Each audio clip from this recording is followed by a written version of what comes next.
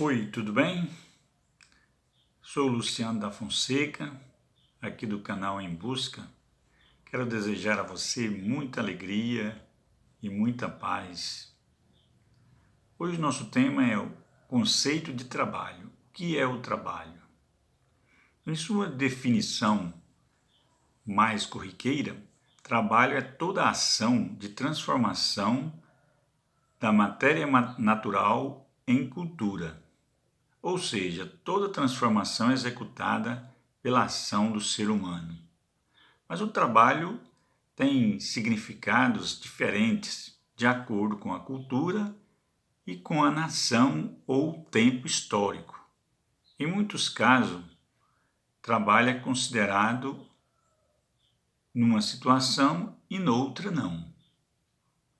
Em muitas línguas europeias, há inclusive uma distinção entre trabalho, que dá reconhecimento social, uma obra, e o trabalho repetitivo.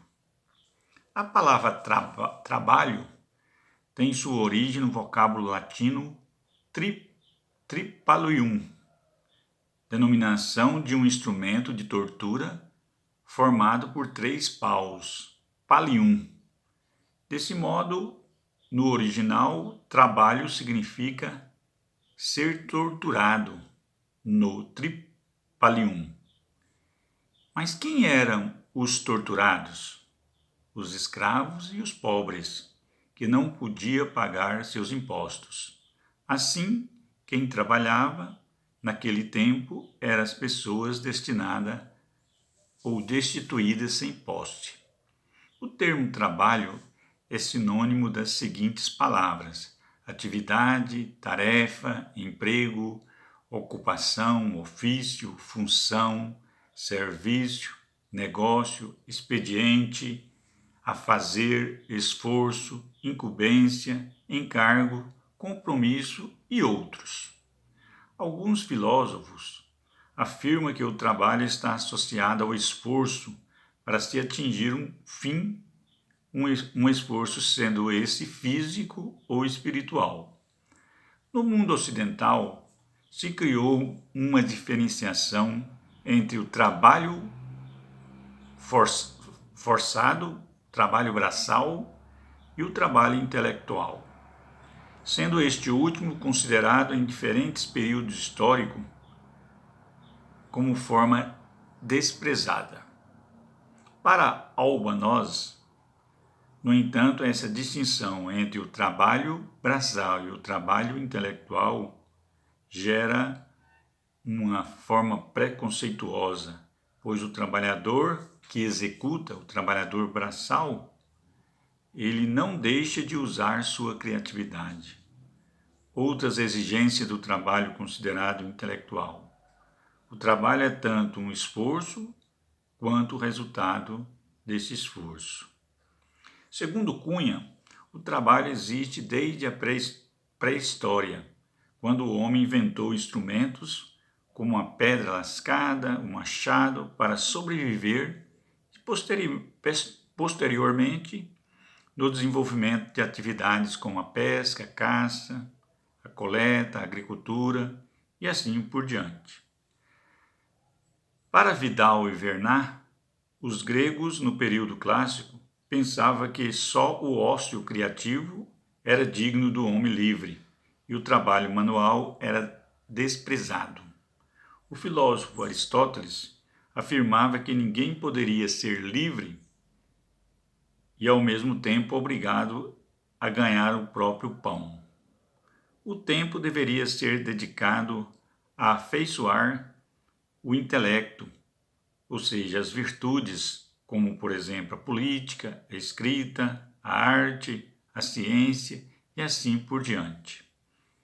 Na Idade Média, o trabalho também era considerado uma atividade desprezível. A sociedade feudal, como todos sabemos, era dividida em 3 camadas: os senhores, donos das terras, os servos camponeses, que era a única camada que trabalhava com as mãos, e os nobres, que dedicavam a função de defender os reinos a partir da segurança.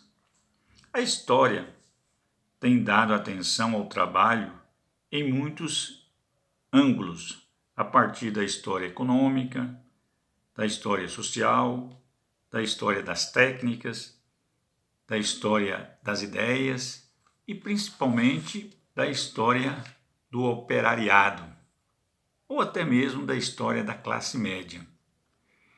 E não é a única disciplina a ter trabalhado o trabalho como objeto. A antropologia, a geografia, o direito, a filosofia também tem como objeto de pesquisa o conceito de trabalho. No Renascimento surge uma concepção diferente de trabalho, que é inerente ao homem, e a ideia de maestria, a perfeição do artesão que se tornava um verdadeiro mestre ao dominar o seu ofício. Paralelamente, o calvinismo, conforme Max Weber, valorizou o trabalho ao criar a ética favorável ao lucro, ao trabalho árduo e ao próprio enriquecimento pessoal. Na sociedade industrial, Marx construiu um conceito de trabalho que até hoje pode ser utilizado. É o trabalho alienado. O trabalho alienado é característico das linhas de montagem, da grande produção em massa, de qualquer forma de produção em que o trabalhador não seja o responsável pela produção integral, em que ele não possuía mais o conhecimento para produzir o produto de forma total. Nesse sentido, o trabalhador produz apenas uma parte, uma peça do produto, sempre em atividades repetitivas e sem sentido, pois de modo diferente do artesão, ele não vê o resultado do seu trabalho no produto terminado. O trabalho é alienado, também porque o trabalhador não possui os meios de produção. Ele vende sua força de trabalho, sendo assim alienado dela. George Friedman, em 1960, definiu o trabalho como conjunto de ações com finalidade prática que o homem exerce sobre a matéria, com a ajuda das mãos, do cérebro, das ferramentas, das máquinas, das ações, sendo essas que modificam não só a matéria, mas também o homem. No contexto da sala de aula, uma importante reflexão que os professores devem levantar em torno do conceito de trabalho é a sua multiplicidade histórica. Primeiro, o trabalho não é emprego. Não é porque alguém, como uma dona de casa, por exemplo, não tem um emprego, que ela não trabalha. Segundo, o trabalho é mutável na forma como as pessoas o veem ao longo do tempo. Assim, não apenas entendemos o objetivo do trabalho de forma diferente de um japonês, de um português, de um inglês, como também definimos trabalho de forma diferente de um grego no tempo de Péricles, na antiga democracia. O conceito de trabalho está eivado de anacronismo na análise histórica. Assim, precisamos estar atentos a essas questões em sala de aula e acabar de vez, por exemplo, com a visão de que os índios eram preguiçosos, não gostavam de trabalhar e logo não servia para a escravidão.